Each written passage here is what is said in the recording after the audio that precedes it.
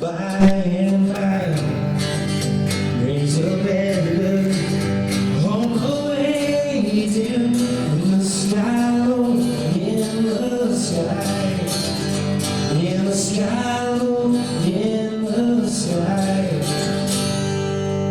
I said, amazing grace, how sweet the sound that saved a wretch like me.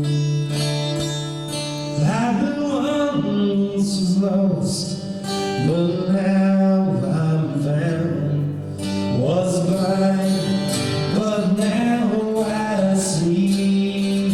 All right, you guys ready to bring Gary up here once again? My name is Jason Liberty. Thanks so much for having me hang out with you and play a few songs. Audience, great.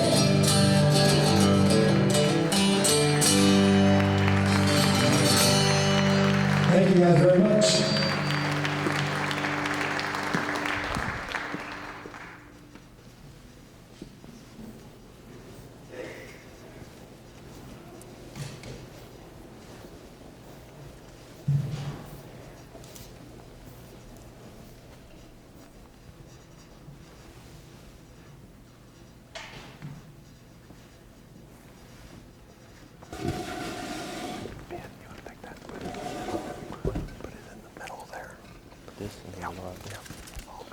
How far out? Thank you. Okay, you got a big job to do. Okay, they're all scattered.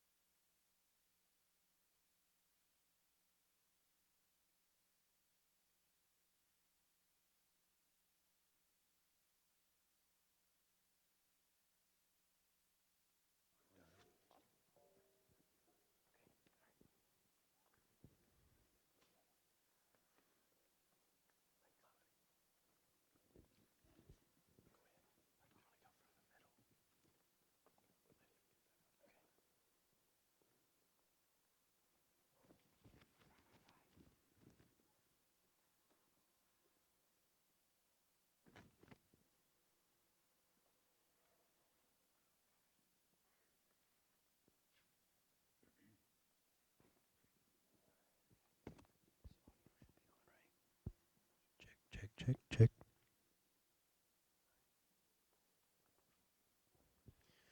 Well, welcome everyone. How we doing tonight? I had to change the microphones here, so that's all right.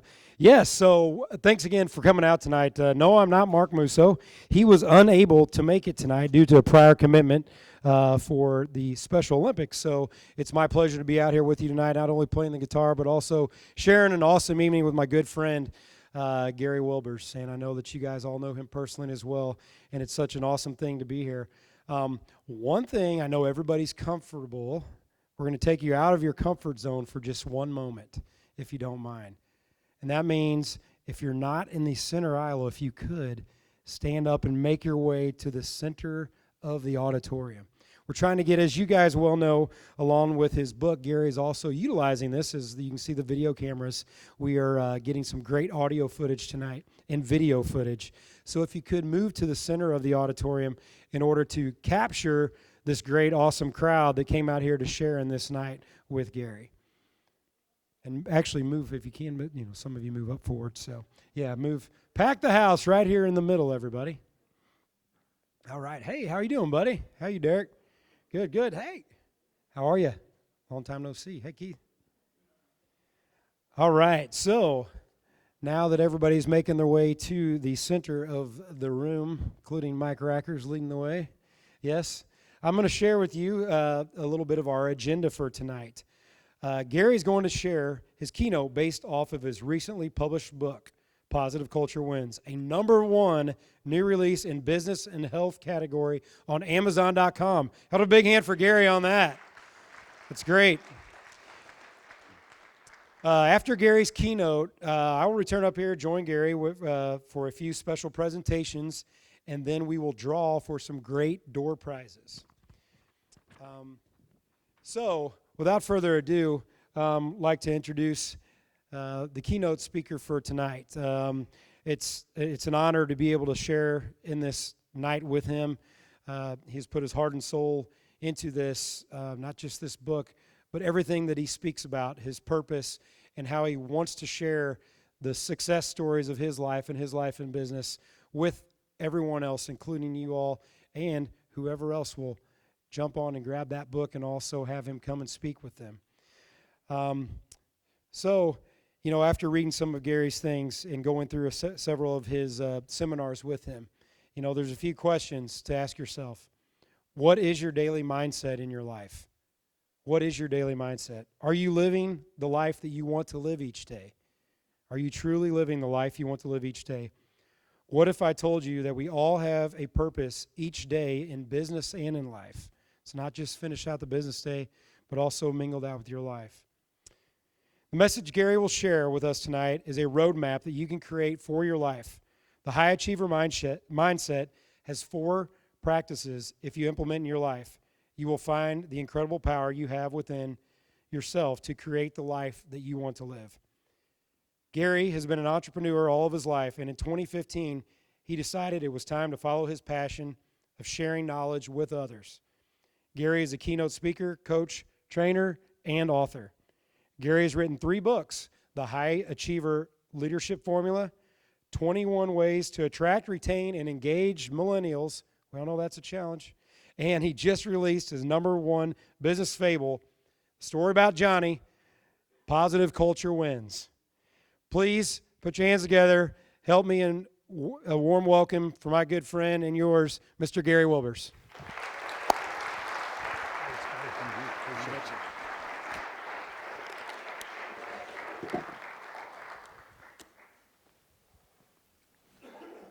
Last Thursday morning, my phone started erupting, and it was my friend Johnny. And he keeps calling me over and over again with the same problem. Like he's the only one in the world that has problems. We all have them, don't we? But you see, once the morning he gets up and gets his day started, him and Amy try to get ready and the rat race begins. And what he finds out is getting Jack and Billy and Marie ready for school and getting 5 breakfasts made and then rushing out the door, barely giving his wife Amy a kiss on the cheek. He realizes the challenges that he has each day. He drops the children off to school right when the bell rings. And then he rushes into the office and he realizes he's got hundreds of emails to deal with, phones start ringing, and HR wants an answer on a personnel issue right away. We all have those same challenges, right? Each and every day, we're in kind of that rat race of where we're starting each and every day. So to me, life is like a wireless phone battery. Why a wireless phone battery? I've been in the wireless business for 22 years. And they tell you in Rule 7B to make good analogies on things that you know a lot about. So I have some experience in this area. So that analogy is, our life, we kind of feel stuck. We kind of feel like depleted, that the battery charge is not always full. So how do we create that battery charge each and every day in our life that we want to have? We've got to be that charge that we want. So when we're stuck or depleted, how do we recharge those batteries? It's kind of like, if your battery's at 5% charge, how many apps can you really run? Think about it. How many apps can you run if your battery's at 5%? For the young people in the audience, they can't run their social media, right? There's a real challenge there because we can't get our social media there. But also GPS. You can't really get your GPS if you're lost and you can't find it. You for sure can't run Candy Crush Saga. So we have those challenges each and every day. But to me, the GPS is your goal-producing system. That is what's important in our life because we want to have that goal-producing system that gives us that charge we have each and every day. So think about it. If your GPS does not work, you're lost and you're in another city and you're trying to get to point B, and your GPS will not work, and you just want to get back to your hotel room, what will your GPS do? You're not going to have that capability to find where you need to go. You can't get to the soft confines of your hotel room. Instead, you may end up in the meatpacking district of somewhere else that you don't want to be in a city that you don't know. So as we look at this goal-producing system, we have to look at how do we put that charge in our life. To me, it's about having goals, and it's about setting those goals that we have each and every day. So when we set goals, it allows us to find the direction that we're looking for in life. As we move forward each day, we've got to find where that is. So what are those things that's most important to us? Think about it for yourself. What's the things that's most important to you? If you're a husband, if you're a spouse, if you're a family member, you have others that you care for, love, and cherish each and every day. Do we take the time for those individuals? Do we create that time that we need to have with them? So what is that for you in your life? If you're young and you're looking at all the great things you can do with your life and everything that's open to you, what do you want those doors to be? How are you going to create that system for yourself? So as we look at that low battery charge in our life, how can we give ourselves that charge? I want to share with you a story that happened to me when I was in the 7th grade. We were coming home, my mom and dad and myself and my best friend Randy. And we were leaving the football game, and we decided to take the new stretch of highway that opened that day. It had nice, long, straight stretches, and it's supposed to be a safer road, less hills. As we were coming across the bridge, I could see 2 sets of headlights coming at us. The next thing I noticed was, bam! A car hit us, turned us completely sideways, and the front of our vehicle in our 2-door brown Gran Torino was caught on fire. And when that happened, I knew we had to get out of the car. I started yelling and saying, "We've got to get out of here!" My mom and dad came too, and they said, "We've got to get the doors open." We started kicking, screaming, "We've got to get out of here!" Finally, there was 2 men that came up and said, "We're here to help. We want to help you." They started trying to pull the door open. It was so hot from the flames in the front of the vehicle that they said, "We've got to go back and get something to be able to grab the door, to be able to hold on to the door. It's too hot." When the man came back, he said, I heard him whisper real quietly, he said, "We've got to get him out of here before it blows." That door opened. I don't know how, but it made me believe now in miracles. Because I truly believe it was a miracle that the door opened. And when that door opened, the men got us out, took us behind a truck, and kind of was protecting us from the flame of the vehicle. The only problem was they didn't realize my best friend Randy was still in the vehicle and crammed way underneath the back seat of the car. I started yelling at the men, "Randy's still in the vehicle. We've got to go back. We've got to get him." They went back in. He was unconscious at the time, but they knew with the burning flames, they had to get him out of the vehicle, and they pulled him out of the vehicle. I'll be honest, I don't remember much from that point forward. That night was a complete fog.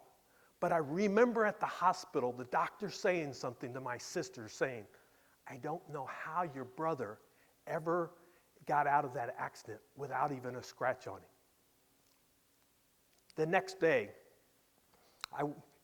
we go up and see my mom and my friend Randy, because they were in the University Hospital 30 miles away. My mom had 3rd-degree burns on the side of her shoulder and on the side of her face. And my friend Randy was in a coma. As I went and talked to his family, I felt guilty because I had no injuries whatsoever. And they were wondering if he would even live. As I sat there looking at my friend Randy through the window and wondering if he would live, I felt like this guilty conscience of why? Why did this happen? What was the purpose of it? I didn't know at the time. I left, went to a bathroom, and just started crying. As I came back and we left that day, I realized something has changed in me.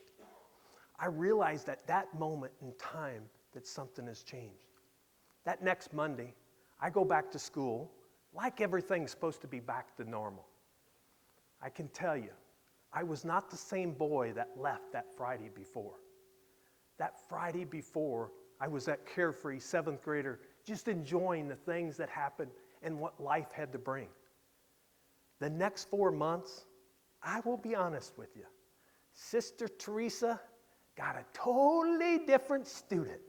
She got the troublemaker, she got the jokester, she got everything all in one package because all those nightmares, all those challenges were coming